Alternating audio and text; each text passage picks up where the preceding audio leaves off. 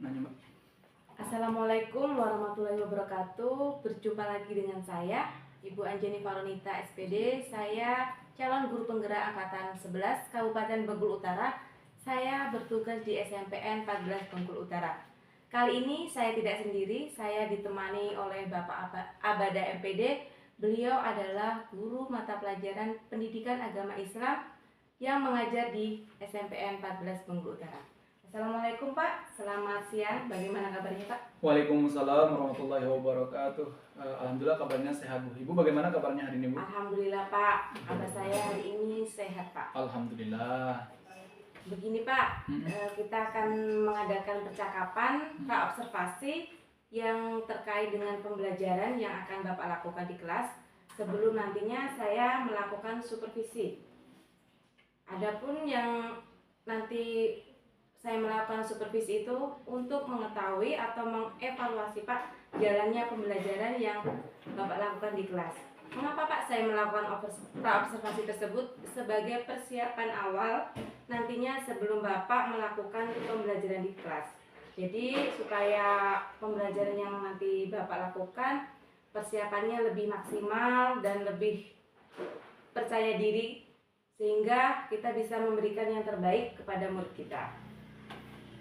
Nah, terkait percakapan praobservasi ini Pak, saya akan memberikan beberapa pertanyaan kepada Bapak terkait pembelajaran yang akan Bapak lakukan nantinya.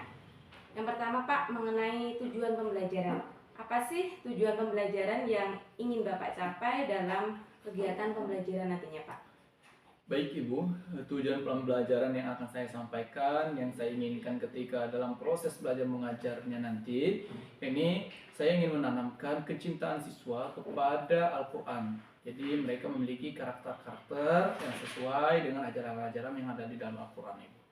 Baik Pak, jadi tujuan pembelajaran Bapak yang capai tadi mengenai kecintaan Al-Quran ya Pak. Kemudian dalam hal tersebut, di mana sih Pak area pengembangan yang ingin Bapak capai? Area pengembangan yang ingin saya capai yakni bagaimana materi yang saya sampaikan itu menjadi materi yang dapat dipahami oleh semua peserta didik Bu. Jadi saya harus memiliki cara yang baik atau bagus dalam penyampaian materi. Itu yang akan saya kembangkan dalam proses belajar mengajarnya nanti. Baik Pak. Nah kemudian Pak, dari area pengembangan kemudian mengenai rancangan pembelajaran di kelas Pak, misalnya dari strategi, kemudian model atau metode. Nah, pembelajaran yang Bapak gunakan itu menggunakan strategi, model atau metode yang bagaimana Pak? Ya, untuk model saya menggunakan problem based learning ya PBL, di mana model ini saya angkat agar nanti ketika proses belajar mengajar siswa ini mendapatkan sesuatu yang nyata. Jadi dari siswa untuk siswa, dan mereka menjadi siswa yang lebih aktif, dan mereka kita mencari permasalahan-permasalahan itu sesuai dengan apa yang mereka lihat. Jadi mereka lebih paham Bu. Untuk metodenya saya menggunakan metode ceramah, nanti menggunakan metode diskusi ya, agar nanti pembelajaran itu menjadi lebih menarik dan tidak monoton. Itu Ibu. Kemudian model pembelajarannya Pak? Model pembelajarannya itu di PBL tadi Ibu. Ya, dengan strategi pengembangan model itu tersendiri. Ya, jadi kita juga bisa menerapkan model-model di kelas itu dengan berbagai macam model ya Pak ya. Iya. Itu kemudian juga bisa menerapkan pembelajaran seperti apa tadi Pak? Berdiferensiasi ya Pak ya. Iya. Sehingga dengan menerapkan pembelajaran berdiferensiasi kita dapat memahami kebutuhan peserta didik kita ya Pak ya. Iya. Nah kemudian Pak, media apa sih Pak yang Bapak gunakan supaya pembelajarannya itu lebih menarik dan peserta didik itu lebih antusias mengikuti pembelajaran? Baik Ibu, untuk medianya bisa menggunakan laptop, infocus, ya, juga bisa menggunakan handphone. Nanti juga bisa ditambah alat-alat peraga pendukung Ibu, melalui karton, melalui permainan-permainan dan sebagainya. Nah, ya Pak, jadi media pembelajaran yang kita gunakan itu banyak sekali ya Pak, apalagi di zaman canggih ini. Jadi kita bisa lebih menggunakan atau memanfaatkan teknologi ya Pak ya. Karena peserta didik itu lebih tertarik dengan yang namanya apa itu? Sesuatu yang Ya, baru. internet, ya, Pak. bet- YouTube. Benar. Jadi anak itu tidak bosan. Hmm. Nah, untuk pelaksanaannya nih Pak, dalam pelaksanaan kegiatan pembelajaran, Bapak itu akan melaksanakannya di hari apa, kemudian jam keberapa, dan di kelas berapa Pak? Saya akan melaksanakannya pembelajaran ini di hari Senin, Ibu, ya di awal bulan Oktober, Ya Pak. ya pada jam kedua, ya di kelas 7.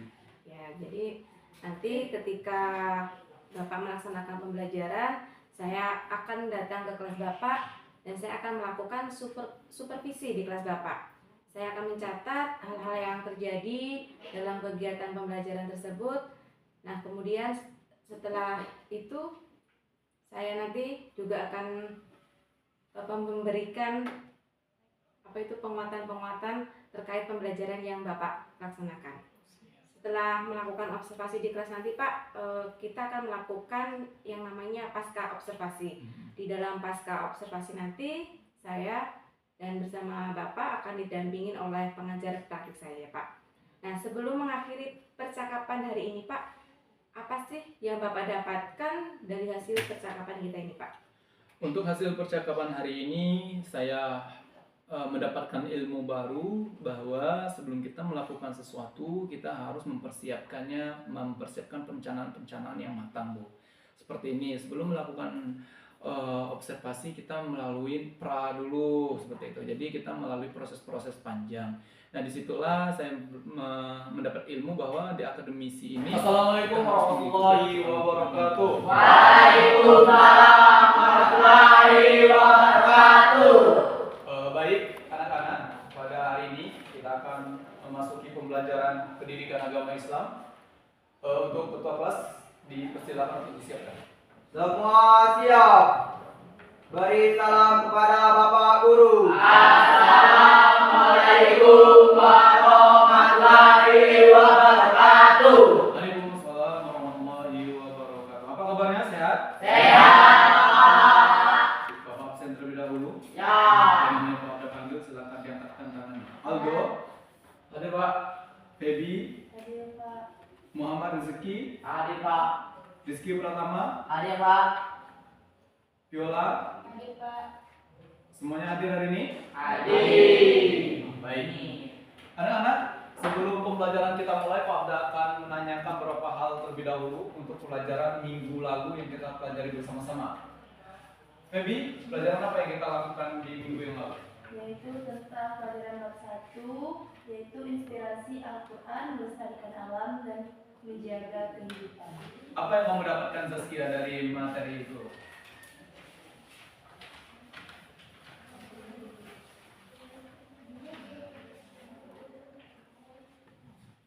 Yang saya dapatkan adalah bisa belajar membaca Al-Quran dengan fasih, seperti mengenal huruf-huruf yang ada di dalam Al-Quran. Oh, baik. Setelah itu, ada lagi yang ingin menambahkan? Baik, kita simpulkan terlebih dahulu pembelajaran minggu lalu. Bagaimana di dalam Al-Quran kita diajarkan untuk mencintai alam. Dan mencintai alam apa lagi? Melestarikan alam. Mencintai alam dan melestarikan alam adalah sebuah bentuk pembelajaran yang harus kita lakukan. Contohnya kalau di dalam lingkungan sekolah apa? Kita menjaga tumbuh-tumbuhan yang ada di dalam sekolah. Melakukan apa? Penghijauan, menjaga taman dan sebagainya. Baik, pada kesempatan kali ini kita akan masuk ke bab selanjutnya, yakni tentang meyakini Kitab Allah menjadi generasi pecinta Al-Quran yang toleran. apa itu, silahkan dibaca. Meyakini kitab-kitab Allah menjadi generasi pecinta Al-Quran yang toleran. Kitab Allah Menjadi generasi menjadi generasi pecinta Al-Quran pencinta Al-Quran Al-Quran yang toleran. toleran.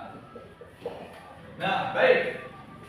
Judul pertamanya yaitu meyakini kitab Allah menjadi generasi pencinta Al-Quran yang toleran. Nah, di sini kita harus tahu dulu tujuannya. Apa tujuan pembelajaran hari ini? Yang pertama, tujuannya kita harus mengenal nama Kitab Allah.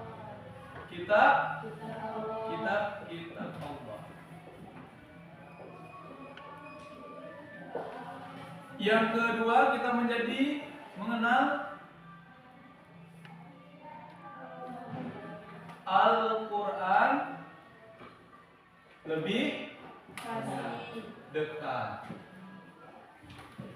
Yang ketiga, kita pencinta Al-Quran yang menjadi pencinta Al-Quran yang toleran. Baik, medianya sudah Pak berikan. Di depan kalian ada buku. Nah, di buku itu sudah termuat semua materi-materinya dan Pak akan jelaskan. Tujuan pertama Pak mengenal nama-nama kitab-kitab Allah. Kita sudah tahu, ada TK mungkin sudah tahu bahwa kitab-kitab Allah itu terdiri ada apa?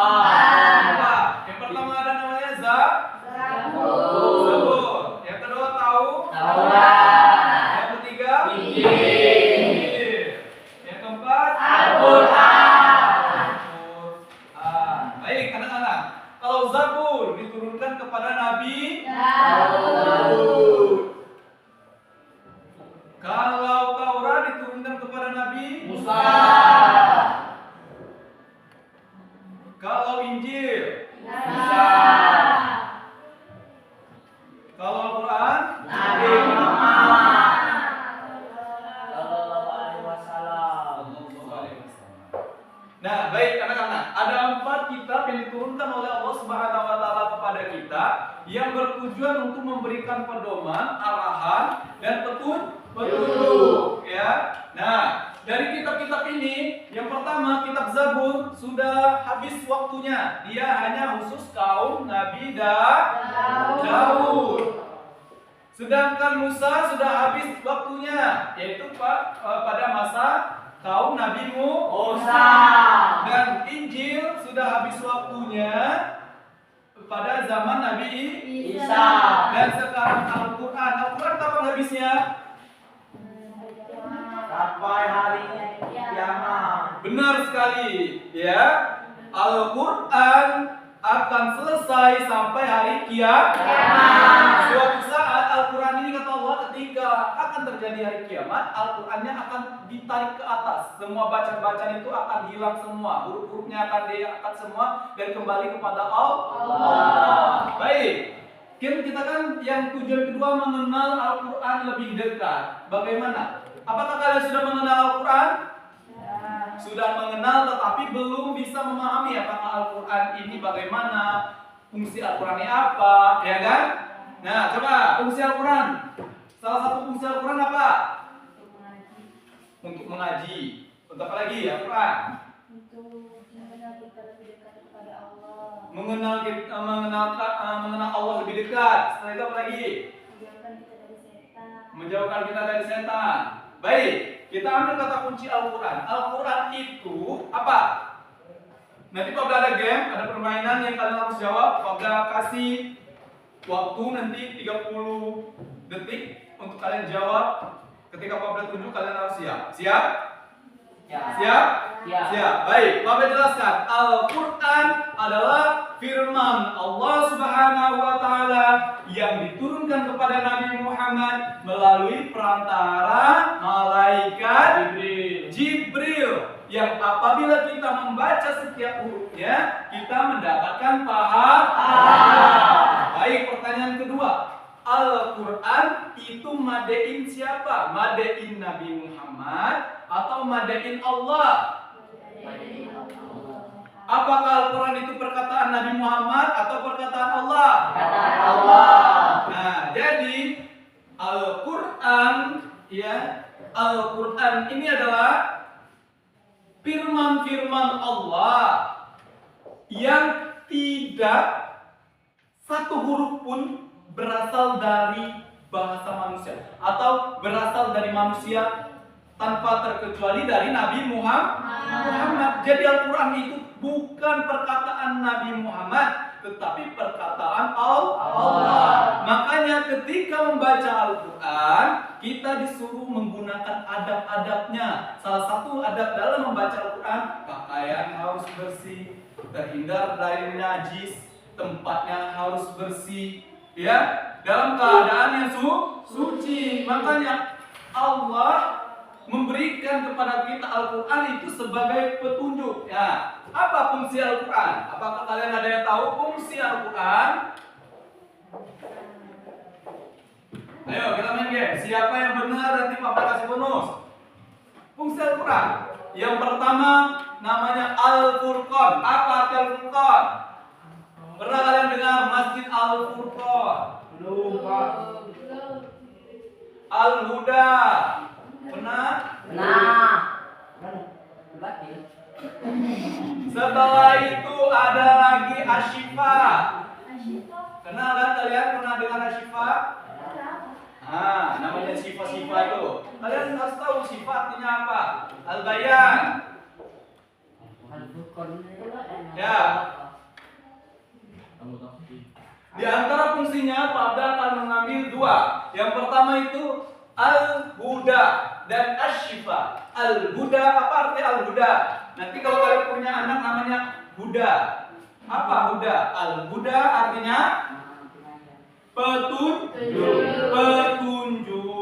Jadi Al-Quran itu fungsinya sebagai petunjuk. Biar apa? Agar tidak mencari jalan yang sesat. Biar tidak tersesat. Biar apa lagi? Biar mencari jalan yang baik. Cari jalan yang baik. Apa lagi?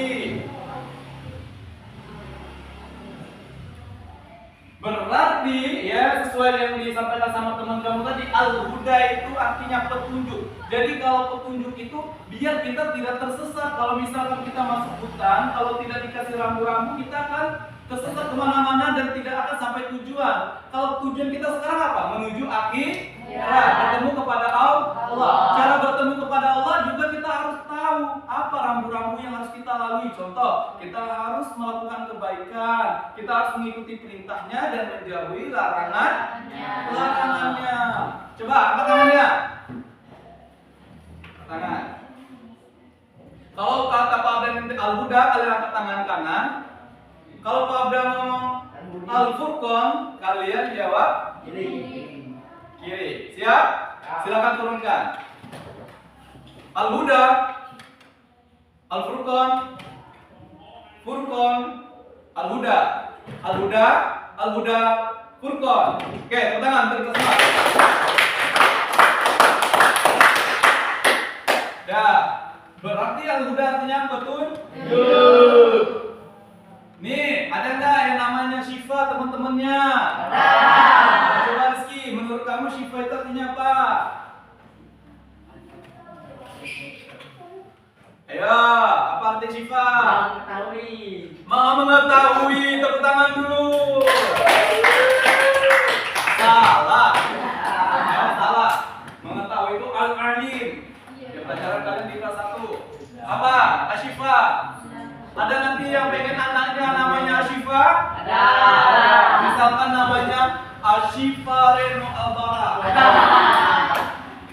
Ingat ini namanya. Bapak kasih nama kamu Asyifa Reno Albara.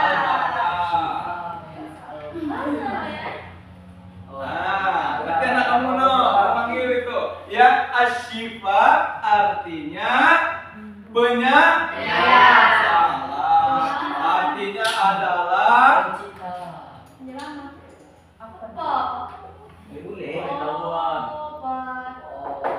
atau penyembuh. Obat penyembuh. Nah, berarti Al-Quran itu sebagai obat atau penyembuh. Kalau kamu banyak sakit, berarti kamu jarang baca Al-Quran. Contoh, kalau kalian sering lihat TikTok, kebanyakan matanya bermaksiat, itu menandakan mata kalian sedang jauh dengan Al-Quran. Kalau hati kalian sering sakit hati, kalian sering mendongkol, kalian sering ada ada sifat ujub, sombong, angkuh, takabur dan sebagainya, itu karena kalian tidak dekat dengan Al-Qur'an. Makanya di dalam hadis disebutkan bahwa di dalam diri manusia ada segumpal darah.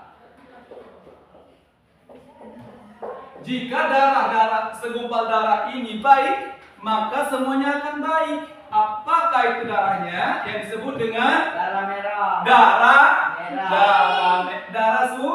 darah suci. Tepuk tangan dulu. Segumpal darah inilah yang disebut dengan darah suci. Darah suci.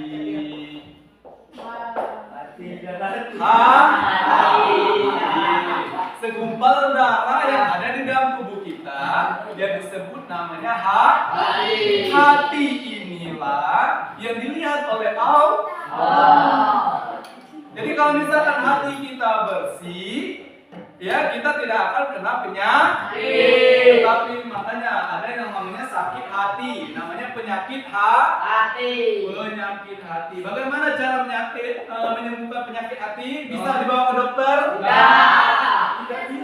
Sifat sombong, angkuh, takabur itu dokter tidak bisa melihatnya bagaimana resepnya. Tetapi Al-Quran bisa.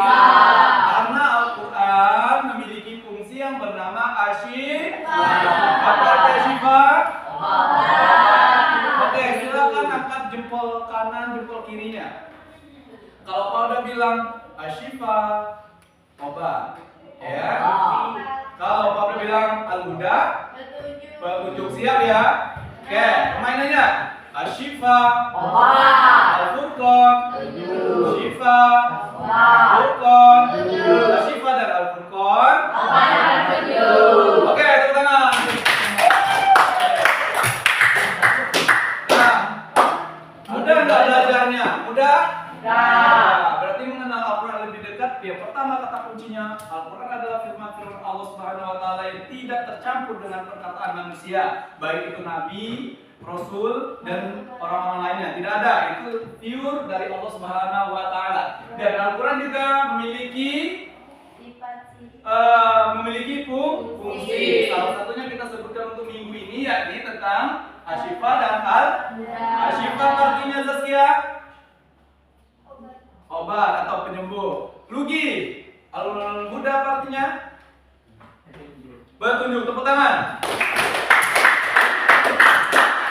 Aku doakan semoga Lugi mendapatkan petunjuk dan menjadi obatnya Zaskia suatu saat. Baik, kita lanjut ke pecinta Al-Quran yang toleran. Kenapa di sini disebut dengan toleran? Toleran. Kenapa? Karena kita harus toleransi. Apa itu toleransi? Saling menghargai, menghormati, dan Al-Quran tidak pernah mengajarkan kita untuk berpecah belah. Dalam Al-Quran itu dalam surah Al-Hujurat Allah katakan, aku ciptakan manusia itu bersuku-suku, berbangsa-bangsa untuk mereka mengikat persaudaraan.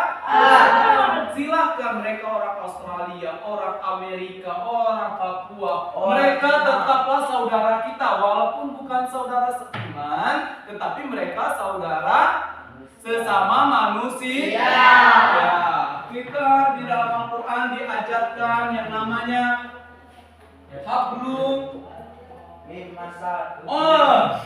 salah. Hablum minal dan hablum minan. Oh, kalau minan nar artinya itu hubungan kepada neraka. Kamu tetapi hubungan sama manusia. Nah, kita di dalam Al-Quran diajarkan untuk saling mencintai sesama manusia, tidak memandang ras, suku, agama. Kalau misalkan di dalam tauhid, Pak sudah bataskan di dalam surah Al-Kafirun ayat 6, ya. Kalau masalah akidah di Al-Kafirun ayat 6 apa bunyinya? A'udzubillahi minasyaitonirrajim. Bismillahirrahmanirrahim. Salah. Lakum dinukum waliyadin. Coba kita bacain bersama-sama. A'udzu billahi minasyaitonir rajim. Bismillahirrahmanirrahim. Lakum dinukum waliyadin. Apa artinya? Bagimu agamamu, bagiku agamaku. Kalau masalah agama kita tidak ada toleran, ya, tidak ada tolerannya kalau masalah agama dalam artian dalam konteks ibadah.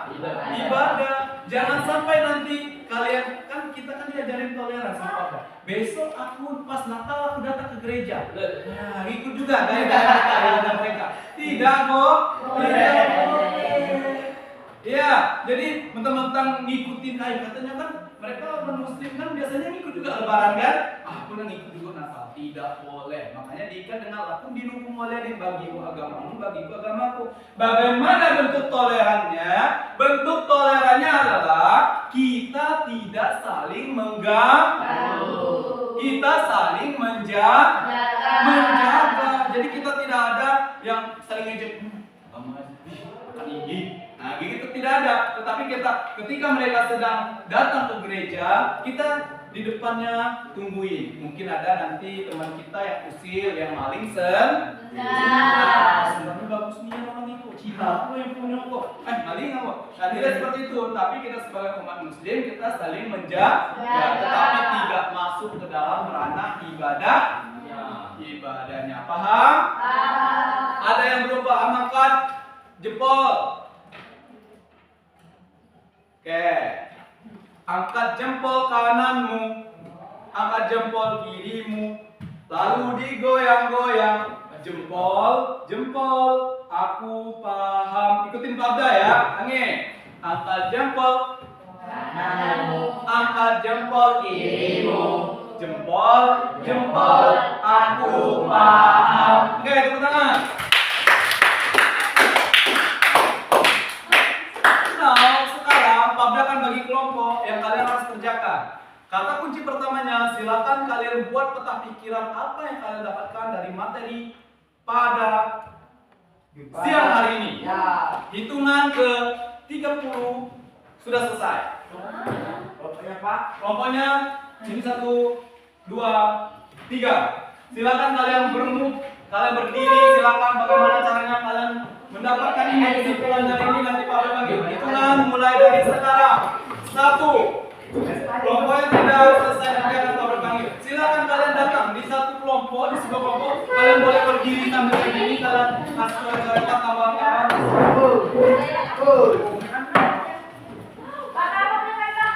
Nah, nih, satu. Silakan. Iya, peta konsepnya. Apa yang kalian dapatkan hari ini?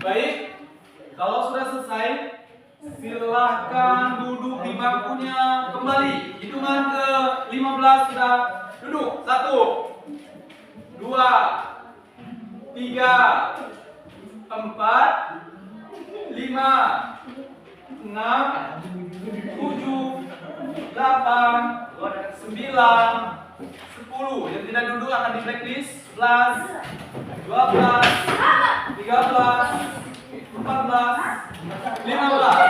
Oke, Pak silakan perwakilannya. Hitungan ketiga sudah maju ke depan.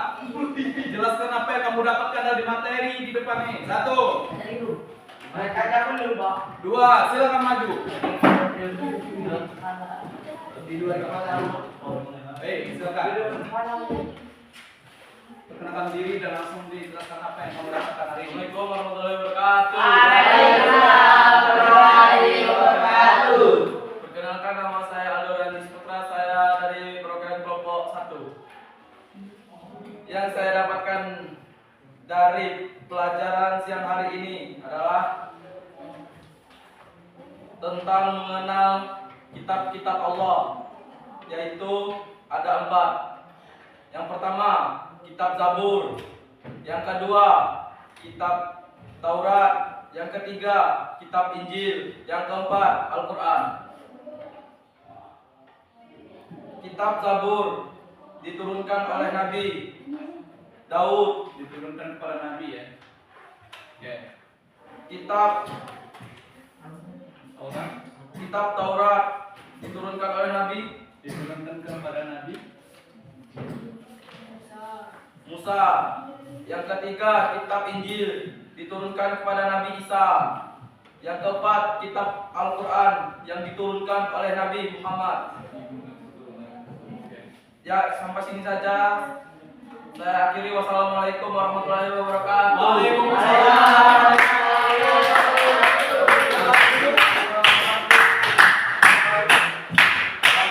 Untuk kelompok 1 sudah kalian. Kelompok 2 dan 3 apakah jawabannya benar? Benar? Hebat nggak kelompok 1? Dalam 20-30 detik mereka sudah bisa merangkum sesuatu dan bisa ditampilkan ke depan. Hebat nggak? Oke, tepuk tangan. Selanjutnya kelompok 2. Komplek dong. Silakan kelompok 2 Feni.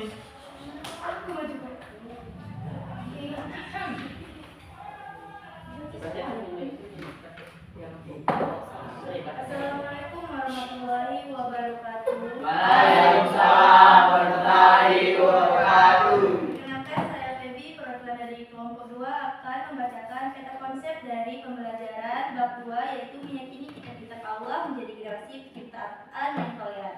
Pelajaran yang dapat kami pahami dari pelajaran ini adalah mengetahui kitab-kitab Allah, yaitu ada 4, yaitu kitab Taurat, kitab Zabur, kitab Injil, dan kitab Al-Quran yang diturunkan masing-masing oleh, yaitu kitab Taurat yang diturunkan oleh pada Nabi Musa, dan kitab Zabur diturunkan kepada Nabi Daud, terus kitab Injil diturunkan kepada Nabi Isa, terakhir kitab Al-Quran yang diturunkan kepada Nabi Muhammad. Sejarah-sejarahnya adalah kitab Al-Quran, yaitu mengetahui sejarahnya tidak campur tangan manusia oleh pembuatnya dan langsung ditulis atau diturunkan oleh Allah.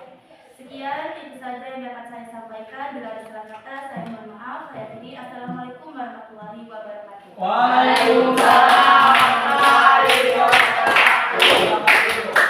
Baik, untuk kelompok 1, apakah ada perkataan yang salah dari materi kelompok 2? Kelompok 3? Apakah bagus? Dalam 30 detik kalian sudah bisa merangkai kata-katanya. Tepuk tangan dulu. Dan ini kelompok terakhir, silakan.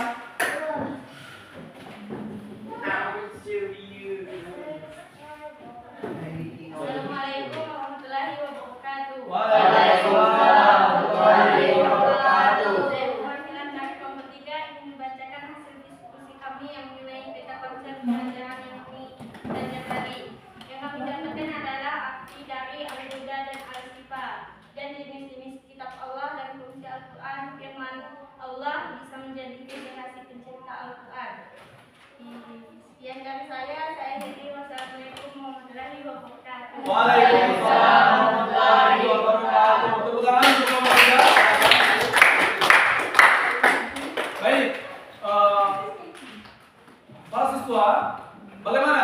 Kelompok 1 dan kelompok 2, bagaimana presentasi kelompok 3? Baik. Materinya bagaimana? Bagus? Bagus. Ada yang salah? Nggak ada. Ada koreksinya? Tidak ada koreksi? Tidak. Ada tambahan? Ada. Oke, tepuk tangan untuk kalian semua. Baik,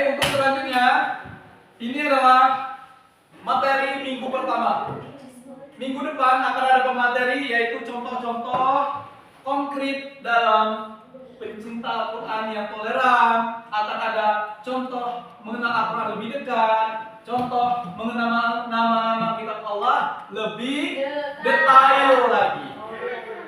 Ya, baik. Untuk hari ini Pak Abdul rasa sudah bisa kita ambil kesimpulannya. Apa kesimpulannya hari ini? Bahwa kita harus mengenal namanya kitab-kitab Allah yang terdiri dari 4 kitab. Yang kedua, kita harus mencintai Al-Quran karena Al-Quran adalah asyifa, obat atau penyembuh. Yang kedua, dia sebagai petunjuk. Ada 2 fungsi lagi yang belum Pak Abda jelaskan, akan Pak Abda jelaskan di minggu depan. Kalian boleh cari referensi melalui Google, melalui YouTube, dan referensi buku lainnya. Baik, pada hari ini kesimpulannya kita harus mencintai Al-Quran karena kita adalah seorang muslim. Tebarkan kebaikan-kebaikan yang ada di dalam Al-Quran di dalam lingkungan sekitar kita. Bahkan suatu saat nanti ada orang-orang yang di luar Islam akan tertarik belajar Islam karena melihat tingkah laku dan akhlak kita.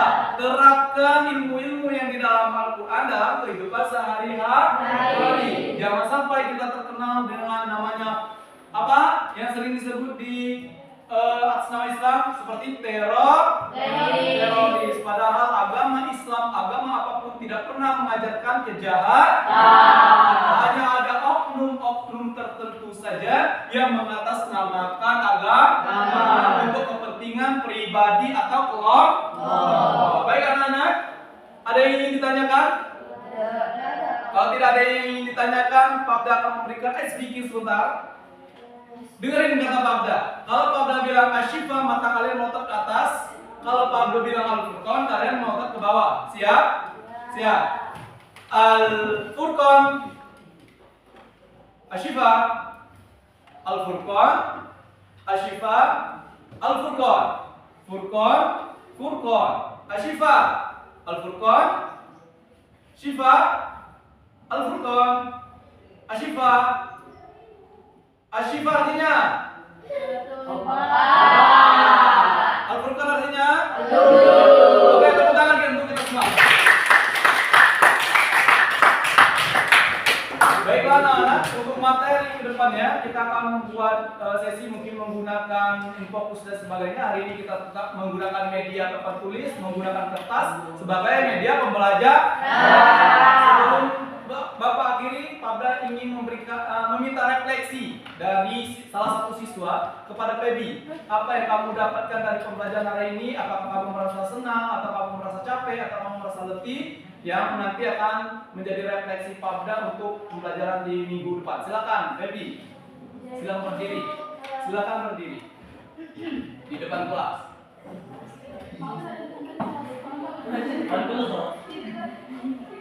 Saya akan merefleksikan pembelajaran hari ini. Saya akan Merefleksikan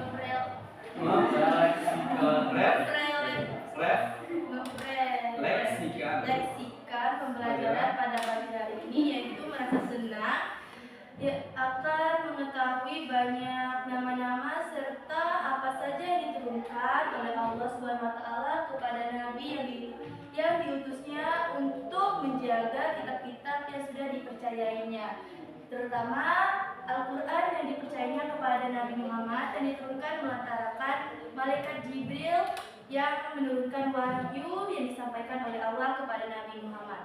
Yaitu kedua, mengenal banyak sifat atau fungsi dari Al-Quran, minimal 2, yaitu al-syifa yang artinya obat dalam Al-Quran, serta al-huda artinya petunjuk dalam Al-Quran. Baiklah, itu saja yang dapat saya sampaikan. Bila ada salah kata, saya mohon maaf. Saya akhiri. Assalamualaikum warahmatullahi wabarakatuh.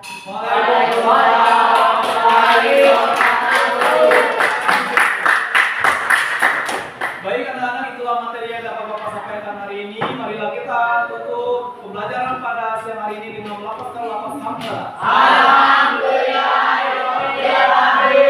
Sampai jumpa minggu depan. Untuk ketua kelas silakan dipersiapkan. Selamat siang.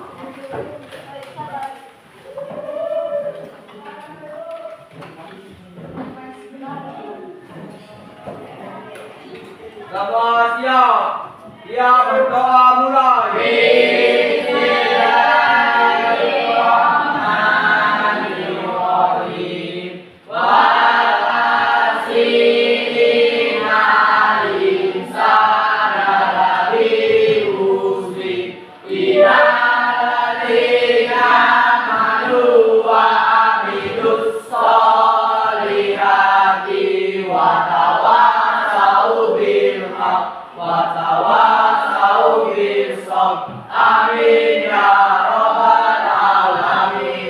Beri salam kepada Bapak Guru. Assalamualaikum warahmatullahi wabarakatuh. Waalaikumsalam warahmatullahi wabarakatuh. Selamat beristirahat.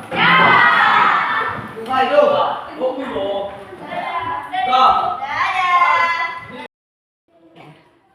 Assalamualaikum warahmatullahi wabarakatuh. Waalaikumsalam warahmatullahi wabarakatuh. Selamat siang Bu Winda dan Pak Abada, bagaimana kabarnya hari ini? Alhamdulillah baik. Pak Abada, pada hari ini saya akan melakukan percakapan terkait pasca observasi yang sudah Bapak laksanakan kemarin, dan alhamdulillah di sini saya didampingi oleh Ibu Winda sebagai pengajar praktik. Jadi dalam pasca observasi ini nanti ada beberapa hal pertanyaan yang ingin saya tanyakan kepada Bapak terkait hasil observasi kita kemarin. Nah, menurut Bapak bagaimana Pak persiapan pembelajaran mata pelajaran PAI yang sudah Bapak laksanakan kemarin? Baik Ibu Faron, yang saya persiapkan dari awal itu yaitu pembuatan modul. Ya, kalau dulu namanya FPP, sekarang modul ajar. Nah, di sana saya buat materi-materi yang sesuai dengan subtema-subtema yang akan diajarkan. Dan kebetulan pada semester ini saya mengajarkan 6 tema. Ya, 6 tema yang dibagi beberapa untuk semester 1 dan semester 2-nya. Nah, jadi tentunya sebelum kita melaksanakan pembelajaran di kelas, kita mempersiapkan dulu ya Pak untuk perangkat pembelajarannya berupa modul ajar. Kemudian Pak, strategi yang Bapak gunakan untuk membantu murid dalam memahami materi tentang kecintaan Al-Quran yang sudah Bapak sampaikan kemarin itu bagaimana Pak? Saya menggunakan strategi pembelajaran based learning. Ya, ini adalah pembelajaran yang mengungkapkan masalah-masalah yang dialami oleh siswa, yang kemudian masalah-masalah itu kita jadikan bahan pembelajaran. Misalkan pembelajaran Al-Quran, kita tanyakan permasalahan-permasalahan apa saja yang dihadapinya di lingkungan sekitarnya, di keluarga dan sebagainya, sehingga kita terapkan bagaimana siswa itu untuk mencintai Al-Quran, bagaimana dia menghargai Al-Quran, dan adab-adab apa saja yang dilakukan ketika memegang Al-Quran dan sebagainya. Jadi ada strategi yang memang harus dipersiapkan untuk anak itu bagaimana sih supaya tidak asal saja gitu ya memegang Al-Qurannya. Jadi kemudian hal-hal yang memang harus dipersiapkan. Kemudian Pak, bagaimana menurut Bapak menilai murid terhadap konsep materi tentang kecintaan Al-Quran? Yang pertama itu dari keterampilannya Ibu, yang kedua dari sikap.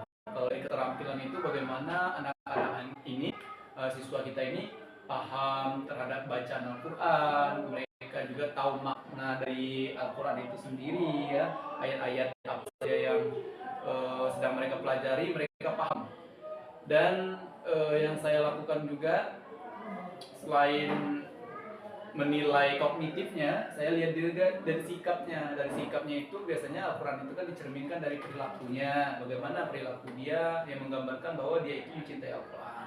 Contoh, sikap jujur, amanah, ya. Nah, di situ kan adalah pembelajaran yang ada di dalam Al-Quran yang harus diimplementasikan atau diterapkan di dalam kehidupan sehari-harinya, terutama di dalam kelas, lingkungan sekolah. Jadi ada keterampilan memang yang kita terapkan ya Pak. Jadi terutama untuk anak kita ini supaya dapat mengimplementasikan selain di sekolah juga dalam kehidupan sehari-hari. Jadi di rumah mungkin ya Pak ya. Terus, kemudian Pak, yang menjadi kekhawatiran atau kendala Bapak dalam pembelajaran yang sudah Bapak sampaikan itu apa Pak? kekhawatiran yang saya takutkan itu adalah tidak sinkronnya situasi dan kondisi di sekolah dengan di dalam lingkungannya, baik lingkungan masyarakat maupun lingkungan keluarga Ibu. Saya mengajarkan ini dengan metode yang saya ajarkan, tapi di rumahnya tidak diimplementasikan, bahkan menurut mereka itu tuh aneh atau bingung.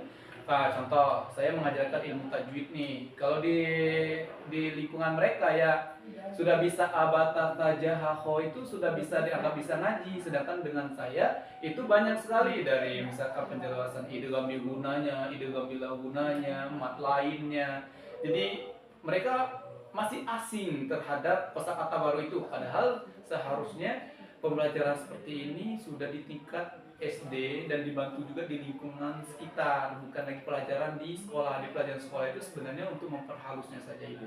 Nah, itulah yang kekhawatiran saya. Kekhawatirannya adalah saya tidak bisa mencapai tujuan yang saya inginkan. Contoh, anak bisa membaca surah Al-Isra, sedangkan mereka masih Iqra 1, bahkan masih ada Iqra 2 gitu. Jadi bagaimana cara mereka membacanya? Gitu. Itulah yang jadi permasalahan kalau mengikuti modul ajar. Maka oleh itu, untuk menghilangkan kekhawatiran saya itu, yang saya lakukan adalah pendekatan tadi, pendekatan permasalahan yang mereka hadapi dan saya sesuaikan. Yang penting makna dari ajaran yang saya sampaikan itu mereka paham. Jadi banyak kekhawatiran dan kendala yang kita hadapi ya Pak.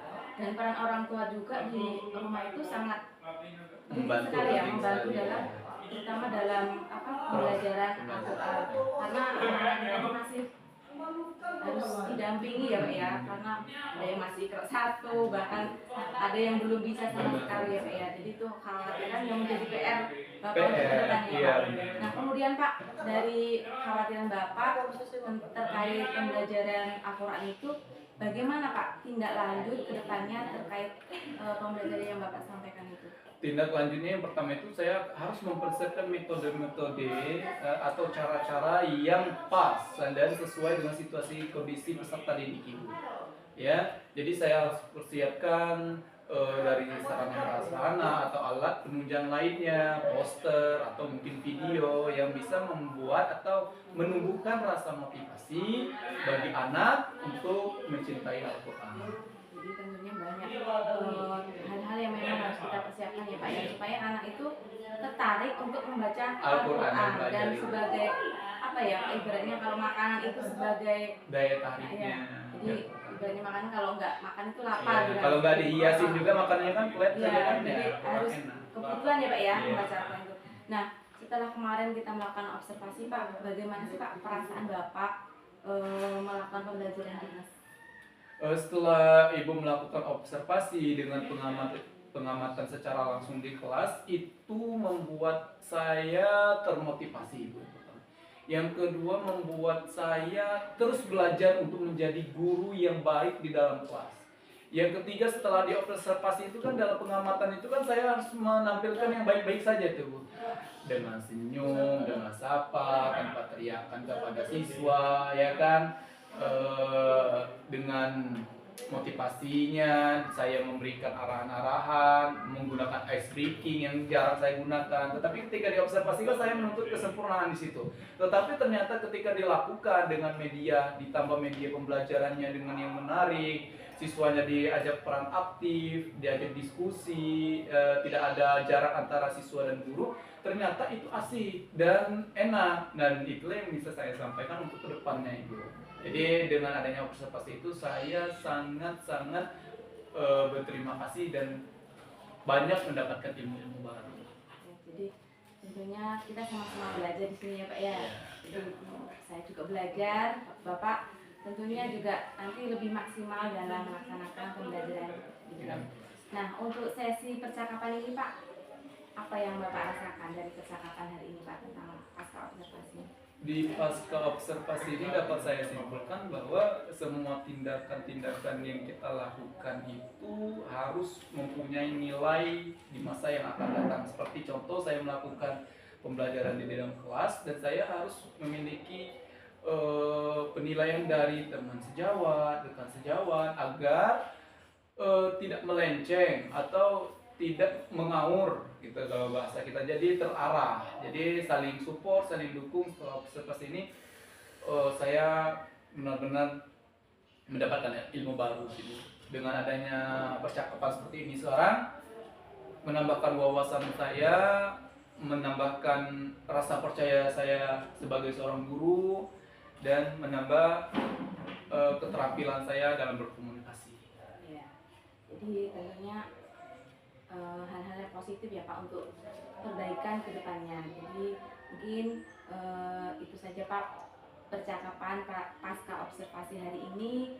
Terima kasih atas waktunya Pak. Semoga ke depannya kita menjadi guru yang lebih baik lagi dan dapat meningkatkan pembelajaran yang lebih menarik dan menyenangkan untuk siswa. Terima kasih Ibu Winda, terima kasih Pak Abada. Sama-sama Ibu. Demikianlah percakapan pasca observasi saya dengan Pak Abada dan didampingi oleh Ibu Winda Ayu Dwinata MPDGS sebagai pengajar praktik. Demikianlah saya akhiri. Wassalamualaikum warahmatullahi wabarakatuh. Waalaikumsalam warahmatullahi wabarakatuh. Baik Bu Faro, saya selaku pengajar praktek akan menyampaikan hasil observasi saya, di mana pada kesempatan ini saya berperan sebagai observer ya Bu ya.